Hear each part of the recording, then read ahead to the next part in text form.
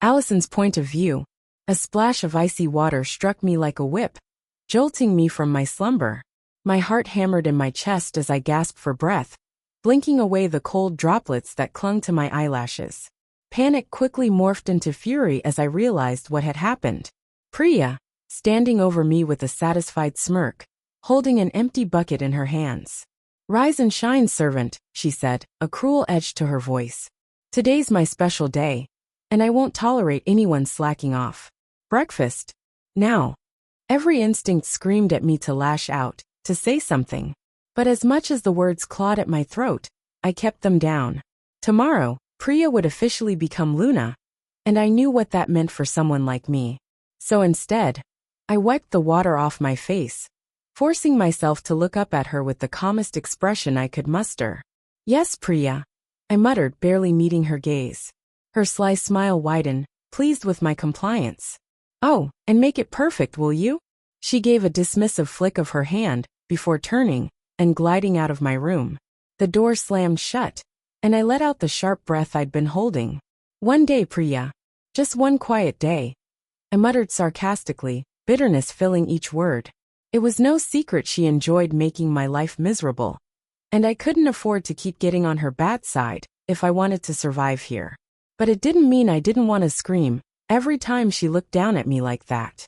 With a heavy sigh, I dragged myself out of bed, feeling my drenched clothes cling to my skin. My arms trembled with frustration, but I reminded myself of the promise I made to keep my head low, to survive. Inside the bathroom, I stripped off my wet clothes and stepped into the tub, turning on the faucet. Hot water cascaded down my body, soothing my tense muscles. As the warmth of the water enveloped me, I let my mind drift away, the anger gradually subsiding into something else, something hopeful. Today wasn't just any day.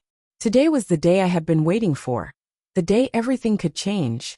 What if the moon goddess heard my prayers? I closed my eyes, letting the thought sink in, allowing myself that glimmer of hope. I had waited for this moment my entire life, ached for it. Every waking hour had been filled with the desperate need to escape the chains that had been forced upon me. But then something strange happened. One second I was rinsing my face, and the next, a prickling sensation spread down my spine, freezing me in place. A warm surge seemed to fill my veins, like an awakening I couldn't control. My vision blurred, and I felt a strange presence within me. "Hello, Allison," a voice echoed softly. I spun around, heart racing, but the room was empty. My chest heaved, panic flaring. "Who's there?" I stammered, my voice barely a whisper. Silence hung around me, but the feeling only grew stronger, warm and electric. "I'm Maya," the voice answered, gentle but clear. "I'm your wolf." My knees nearly buckled as her words settled into my mind. My wolf. I wasn't wolfless anymore. I wasn't less, I wasn't incomplete.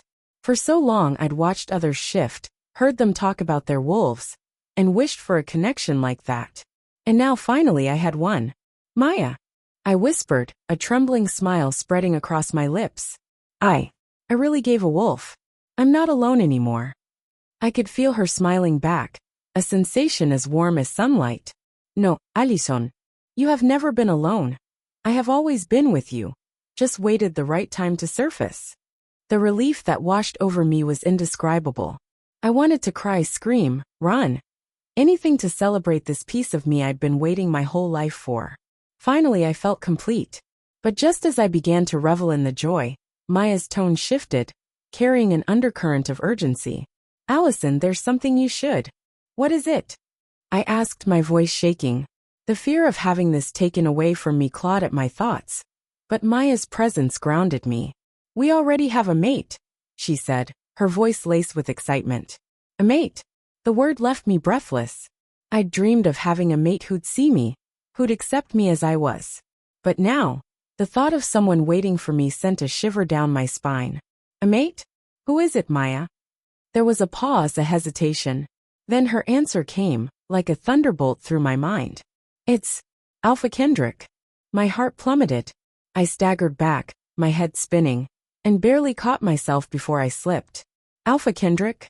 The same man who'd barely acknowledged my existence, who was getting engaged tonight, and set to marry Priya tomorrow. No. I muttered, refusing to believe it. No, that can't be true. But Maya's voice was calm, resolute. He is our fated mate, Allison. I can feel the pull from his wolf, and their scent is so strong. A wave of disbelief crashed over me, followed by a rush of emotions I couldn't untangle.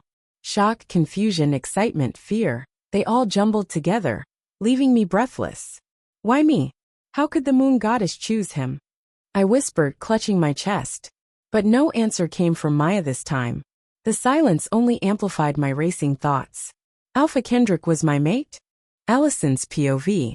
The sound of my boots echoed sharply down the hall as I marched toward Alpha Kendrick's office. Each step felt like a storm building inside me, rising and intensifying with every stride. My heart thundered, not from fear, but from the burning fury I'd kept buried for far too long. Today everything would change. I'd make sure of it. I threw open the door to Kendrick's office. There he sat, calm as ever, his dark eyes narrowing as I stormed in. Standing by his side was his ever-loyal beta, Silas, who shot me a curious glance before Kendrick dismissed him with a cold wave of his hand. "Leave us, Silas," Kendrick ordered, his gaze locked on me. Silas bowed and slipped out, the door clicking shut with a finality that seemed to trap us in this confrontation. My wolf Maya stirred inside me, her presence brimming with strength and fire. She and I had both waited long enough for this. Kendrick rose from his desk, his expression unreadable. But before I could say a word, he smirked. "I see you finally have your wolf, Allison. And I take it you've discovered the bond." I clenched my fists, my body trembling with the effort it took to hold back the tidal wave of emotions crashing inside me. "You knew." I spat, my voice laced with accusation. "You knew all this time that I was your mate. You let me suffer. Let her humiliate me. And you did nothing." He folded his arms, a hint of disdain tugging at his lips. "Watch your tone, little pup," he warned, his voice dripping with condescension. "I don't appreciate you raising your voice in my presence. Just because you got your wolf doesn't exactly mean we are equal." A bitter laugh escaped me.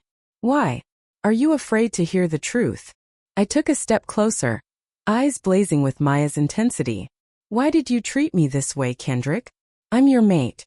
I belong to you, not Priya. Yet you let her, of all people, trample all over me while you watched." My voice cracked. "You're even going to marry her tomorrow." Kendrick's expression darkened, and his gaze turned sharp as a blade. "Because, Allison," he snapped, his voice rising, "I cannot be mated to a lowly servant like you. Talk more of making you my Luna." The words pierced through me, sharper than any blade. A tear slipped down my cheek before I could stop it, but I refused to let him see any more of my pain. "So it's always been about status with you," I said, forcing my voice to stay steady. "If I were someone important, you wouldn't feel the need to replace me. I thought this bond was meant to be sacred, created by the moon goddess herself. How come you could so easily throw it away for politics?" Kendrick's lips curled into a cold, cruel smile. "I'm glad you finally understand. I cannot let some moon goddess's chess game ruin my pack's chance of aligning with the strongest packs by marrying a slave." He leaned in close, his breath chilling against my skin. "That's why, Allison, I hope you don't mind, but I have to do this." I took a step back, but Kendrick was faster. His grip shot out like a vice, his hand wrapping around my wrist, holding me in place. My heart pounded wildly as I felt Maya bristle, sensing what was about to happen.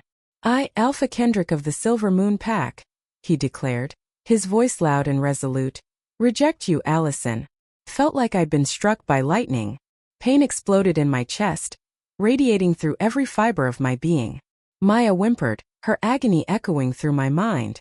The rejection tore at us both, unraveling our bond thread by thread, each one a fresh wound that burned hotter than the last. My hand flew to my chest, clutching it as if that could stop the ache tearing me apart. Kendrick watched, his grip still tight around my wrist, his eyes gleaming with twisted satisfaction. "I heard it's excruciating," he taunted, leaning closer, still holding me in place. "The pain of being rejected by an alpha. But I could make it easier for you, if you beg. I might even keep you around as my little hidden concubine, beneath." "Enough," I gasped, summoning every last shred of strength I had. My voice was hoarse, broken from the pain, but the fire in my chest hadn't dimmed. If anything, it blazed brighter. I forced myself to look into his eyes, To let him see that I would not be his plaything, his pawn or his shadow. I would not beg. I would never give him that satisfaction. With one final breath I gritted my teeth and said, I, Allison, accept your rejection, Alpha Kendrick. The moment the words left my lips, a sharp blinding spark pulsed through our joined hands, breaking our connection. I felt it crackle, the severing bond snapping like a whip between us. It left a hollow ache, an emptiness, but it was over. The chains he'd bound me with were finally broken. Kendrick's eyes widened in disbelief, and he stumbled back, his face twisting in anger as he realized what had happened. No. No! He roared, fury contorting his features. What did you just do? He yelled.